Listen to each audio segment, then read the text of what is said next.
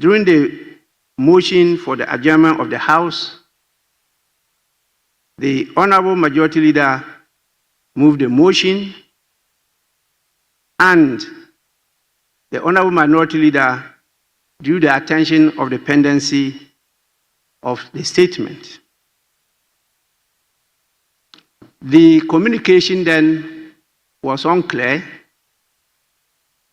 and therefore the Honorable Member for Efiduase Asukore rose up to second the motion and to proceed to read the statement. That gave impression that he used the opportunity to try to send the motion, but to sneak in the statement which had not been admitted. The first Deputy Speaker, acting within the scope of the rules and the precedence of this House, cautioned the member that he could not proceed with the statement.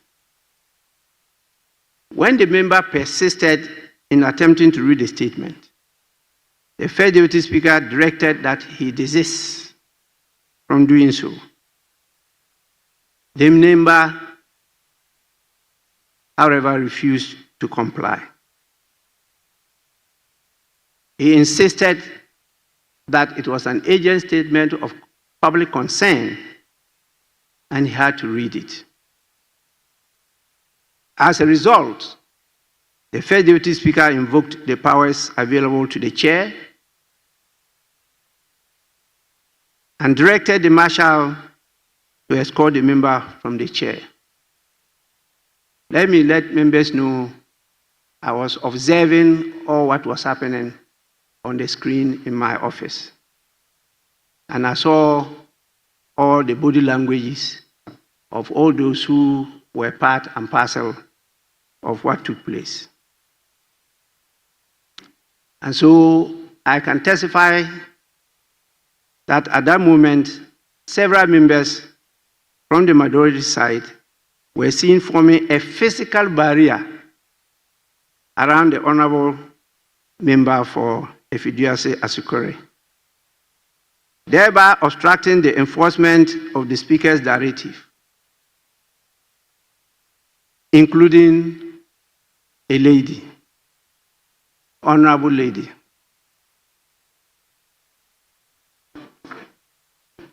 This was followed by scenes of heated confrontation, including the hurling of unprintable and offensive language toward the chair as the first Deputy Speaker exited the chamber after the House had adjourned.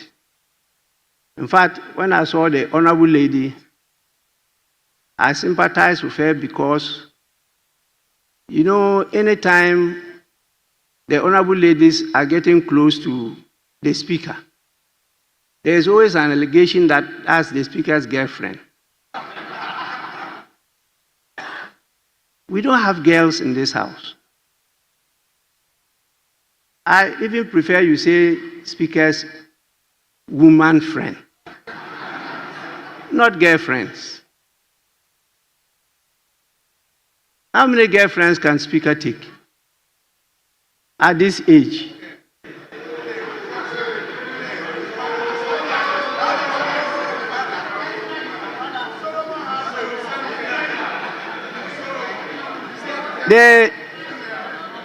The Speaker is very grateful to the Almighty God for the blessings. If not at this age, I would have been among the category you know by your general terms, look no do. But honorable members,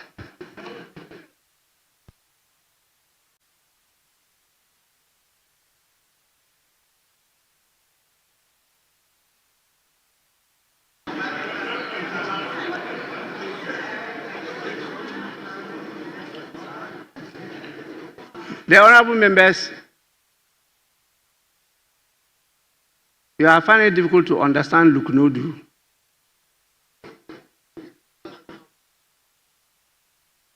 Please, the Speaker has no girlfriend in this house. The Speaker has no woman friend in this house. You are all honorable members, and you have everything available to assess the Speaker. No discrimination at all, whether male or female. Honorable members, allow me to clarify the process for admitting statements in accordance with the standing orders and the established practice of the House.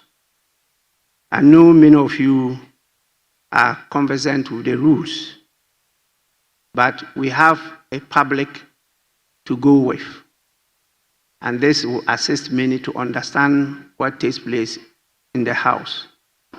I listened to the debate on this matter, and many people were misled. And so just allow me to go through some of the rules for the edification of the general public. Orders 91 to 95 of the Standing Orders of Parliament generally address statements and ceremonial speeches made on the floor of Parliament. Orders 93, 94, and 95 regulate the making of a statement by a member of Parliament on the floor of the House. And Order 93 provides, 1, by the indulgence of the House and the leave of the Speaker, a member may explain a matter of personal nature or make a statement on a matter of urgent public importance at the time appointed for statements under Order 67. 2, the proposed statement shall be admitted by the Speaker with or without modification. 3, the text of the statement as admitted shall be read when the member is called upon to make the statement. 4, a statement other than a personal statement may be commented upon by other members for a limited duration of time not exceeding 1 hour. 5, a member may comment on the statement for a period not exceeding 5 minutes, and the comment shall not provoke debate. 6, where a member makes the statement, the Speaker, considering the comment on the statement made directly, may direct a committee to investigate and inquire into the matter, and where necessary, proposed legislation. And 7, the Speaker shall cause to be transmitted to the clerk statements admitted to be made on a particular day to be advertised on the order paper for the purpose of notice to members. And 8, the clerk shall make available to members copies of admitted statements. Honorable members, this is the procedure. We have not been following it. We have to follow it to the letter to forestall some of these occurrences.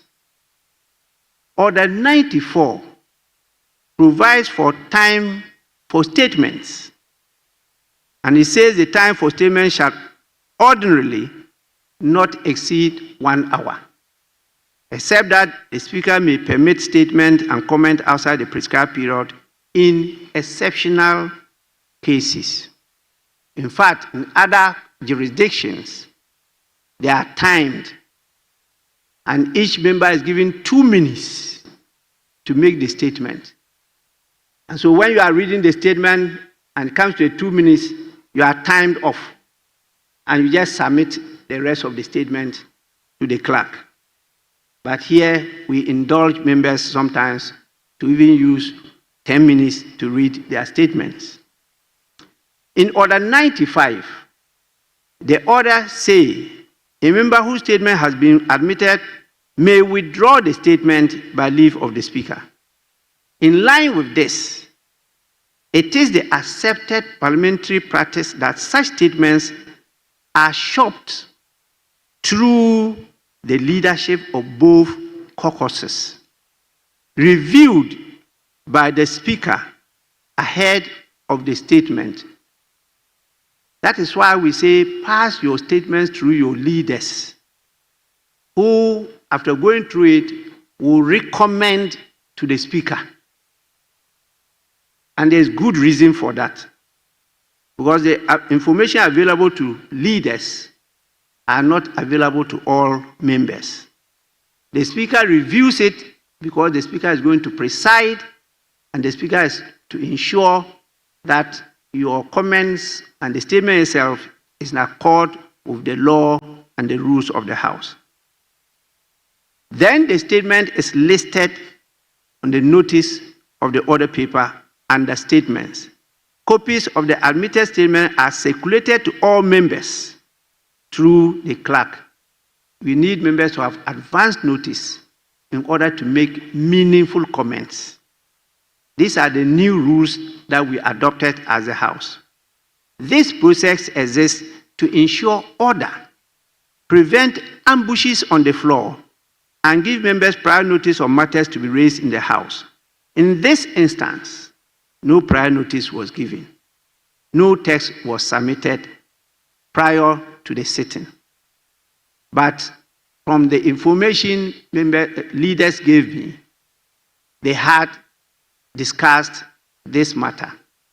But the statement got to the First Deputy Speaker whilst he was seated at his seat in the chamber. And whilst he was trying to read it, I called upon him to take over the chair. So he did not actually go through it, and he did not admit it. So the statement was not admitted. Accordingly, no such statement could lawfully be made on the floor. Honorable members, I don't need to talk to you about the powers of the Speaker. They are clearly stated in the law. If you read the Parliament Act 1965 and the standing orders of the House, they are actually colossal. And if fully applied, could be of serious danger to the career progression of members of Parliament. But I will just say this, that Shakespeare taught all of us that even a dog is obeyed in office. When we sit here, we are not saints. We are not infallible. But there's good reason why we are called Right Honorable. And you are called only Honorable. The Speaker, however the situation, is always right on the floor. When it's wrong, the law has given you the opportunity as to how to come back to the same floor to prove that he was wrong. So please, I repeat, even a dog is obeyed in office. I want honorable members to take this in good faith. I know in the light of these events and in defense of the institutional integrity of Parliament, I refer to the conduct of the honorable member for Effiduase Asekore. This is not a matter to be referred to any committee. It's a matter that I've discussed with leadership and we've agreed that it should be resolved. And we will resolve it here openly for all of us to be guided so that in future we don't fall foul to these rules. I have reviewed the records. I have listened to the leaders, and I think in the interest of all of us, particularly our rules, the order of the House, discipline, and mutual respect, I want to call on all of us to do what is proper. We should not unilaterally override our rules, undermine authority, or obstruct the due process. They endanger not only the legitimacy of our work, but they also undermine the authority, the relevance, and value of Parliament. And more importantly, the very survival of our democracy. I want all members, including myself, to recommit ourselves to the values of dialogue, accountability, and the rule of law. Please, I want to end here. Thank you for your patience and your understanding, and give opportunity to the leaders of the House to make some comments. I thank you for your attention. Yes, Minority Leader.